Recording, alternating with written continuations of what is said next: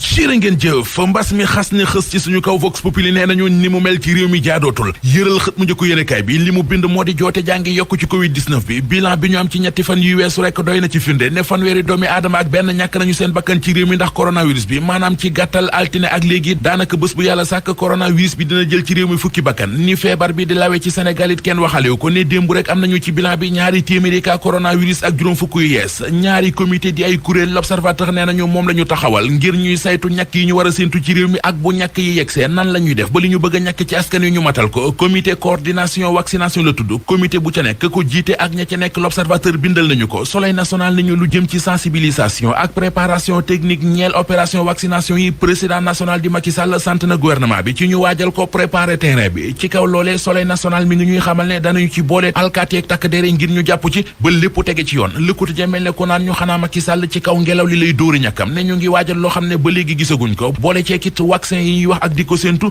ba fi mu nekk ni kenn xamagul ban xeetu vaccin lay doon xamuñu it kañ la ñu war a tàmbali di ñàkk askan yu professeur Daouda Ndiaye di ñu wax ci xët mu njëkk journal Le Quotidien nañu bu ñu bëggee ñàkk yi dox ci réew mi ni mu waree il faut que dañuy leeralal askan wi lépp ba mu leer ci seen bopp su ko defee ñu mën cee ñu ànd daje ji ci lii Quotidien mi ñu wax ne li ñu fi tàmbali woon mu di fukki fan ak juróom yu nekk am ay ministre yu nekk ci gouvernement bi jàkkaarloo ak i taskatu xibaar ngir waxtaane tolluwaayu réew mi loolee ajandi nañu ko ba jëmmi jamono ndax feebaru coronavirus bi xibaar la bu ñu jëlee ci communiqué bu bàyyeekoo ci Oumar Gueye porte-parole gouvernement bi ak li mu amatul premier ministre l'Observateur nee nañu président de la République Macky Sall mi ngi nas ay pexe ngir régler ko li muy waajal moo di fal ay délégué interministériel ngir ñu jàpp ci liggéeyu gouvernement bi ba mu gën a ñoŋ bu ko defee ki nga xam ne mooy secrétaire général bu présidence de la République yu bari danañ ko wàcc nañu war sursuwa docteur Amadou Cissé la xëy di waxtaanal docteur la ci wàllu énergie doo nit ab gëstukat ci wàllu pétrole ak yu nu mel leeral na yu bari ci teeni gas ya tàkkoon ca Ngajaga gendarme bi faatu ca bassin ba ca Ngajaga ñu naan ko Sakoura Badiane Gaye lu bari ci moom journal Rewmi Quotidien xëy na di ñu ko wax Sud Quotidien moom xëy di ñu wax ci fitna jaam ca Casamance moo ngi ñuy xamal ci xëtam mu njëkk ne kuréelu fépp ga fa nekk mu di waa MFDC li ñu bëgg te di ko sàkk ci gouvernement bi moo di ay négociation maanaam ñu bokk toog waxtaan ngir gindiko ay gindiko yu yaatu ci faux billets yi waa division investigation criminelle jàppoon ci Almadi ñoo ngi ci Libération ubbil journal bi faux billets ya mat nañu ñaari millions yi euro ki jiite woon ki ligg ab doomu Côte d'Ivoire la bu tudd Mohamed Bakayoko nee na enquêteurs yi dafa bëggoon a def social ci Sénégal moo waraloon mu doon defar ay faux billets Libération xamal nañu ne matériel yi ñu doon raxase xaalis bi ca marché bu Tilène la ñu ko jëndee ci unité 4 Parcelles Assainies ga ca Kër Massar luy yéemee fa xew xibaar bi mi ngi ci xët mu njëkk La Tribune